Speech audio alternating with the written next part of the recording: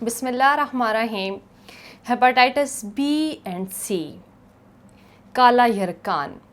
Hepatitis be پھیلتا کیسے ہے، یہ جسم کے لیے کتنا خطرناک ثابت ہو سکتا ہے، اس کا کیا علاج ہے اور اس کے لیے کیا احتیاطی تدابیر ہیں، یہ تمام معلومات جانیے آج کے پروگرام میں۔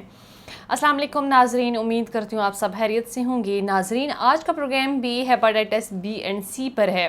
یہ کس طرح سے جسم پر اثر انداز ہوتا ہے اور اس کا کیا علاج ہے اور اس کا علاج کب ضروری ہو جاتا ہے، علاج کے لیے کیا کرنا چاہیے، یہ تمام باتیں آج کے پروگرام میں ہم ڈسکس کریں گے۔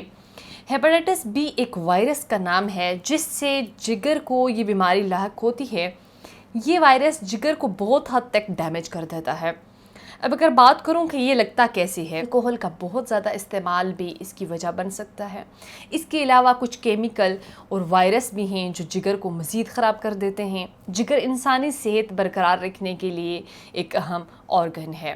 Hepatitis B and C virus دوسرے انسان کو تب لاحق ہوتا ہے جب کسی بیمار شخص کا خون یا جنسی رطوبتیں جن میں یہ وائرس ہو وہ آپ کے دوران خون میں چلی جائیں۔ ہیپاٹائٹس بی اس کے باوجود بھی لگ سکتا ہے کہ خون یا جنسی رطوبتوں کی مقدار اتنی کم ہو کہ دکھائی بھی نہ دے۔ اس کے علاوہ اگر ماں میں یہ وائرس ہو تو بچے کو بھی ہو سکتا ہے۔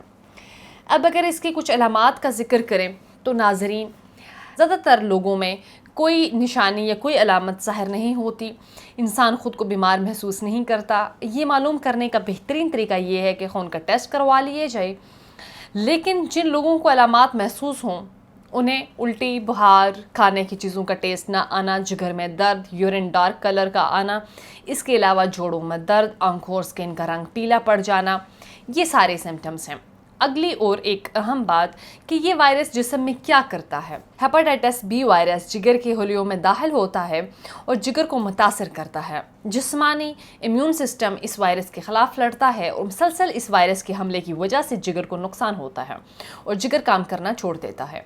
وہ لوگ جن کا امیون سسٹم سٹرونگ ہو انہیں ہیپاٹائٹس بی وائرس لگنے کے 6 ماہ تک ریکوری ان کی ہو جاتی ہے۔ لیکن بچے اور کچھ ایسے نوجوان جن کا امیون سسٹم ویک ہو تو ایسے لوگوں کو یہ بیماری ایک لمبے عرصے تک لگی رہتی ہے جسے کرونک ہیپاٹائٹس بی کہتے ہیں۔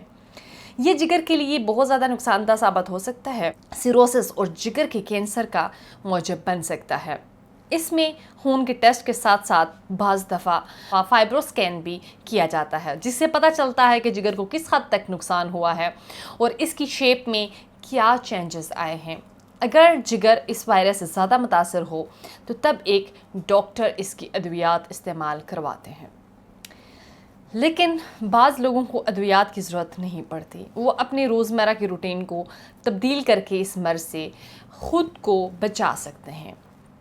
ناظرین، اگر آپ بھی چاہتے ہیں کہ جگر ٹھیک طرح سے کام کرے تو الکوہل کو بالکل چھوڑ دیں، متوازن صحت افزا ڈائٹ لیں، زیادہ چربی کا استعمال نہ کریں، تمباکو نوشی ترک کر دیں یا کم کر دیں، زیادہ بہتر ہے کہ چھوڑ دیں۔ اس کے علاوہ باقاعدگی سے ورزش کریں، ذہنی دباؤ پر قابو رکھیں، پرسکون ماحول میں رہیں۔ اگر ایسی ادویات جو ایک لمبے عرصے سے استعمال کر رہے ہیں اپنے ڈاکٹر کو لازمی بتائیں تاکہ وہ دیکھ سکیں کہ آپ کے جگر کے لیے مزید نقصان دہ تو نہیں ہے۔ ویکسین لازمی لگوائیں کیونکہ ہیپاٹائٹس بی کو روکنے کے لیے انجیکشن لگوانا بہت ضروری ہے۔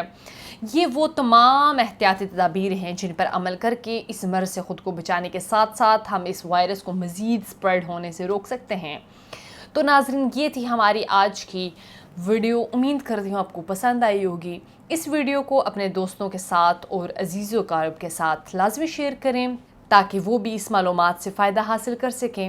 ناظرین، ایسی مزید ویڈیوز سننے کے لیے یا معلومات جاننے کے لیے ہمارا یوٹیوب چینل تاثیر تواہنہ وزٹ کیجیے گا یا مفت مشورے کے لیے حکیم و ڈاکٹر طارق محمود تاثیر سے رابطہ کریں۔ اگلے پروگرام میں ایک نئے موضوع کے ساتھ دوبارہ آپ کی خدمت میں حاضر ہوں گی، تب تک کے لیے مجھے دیجیے گا اجازت۔ خدا حافظ۔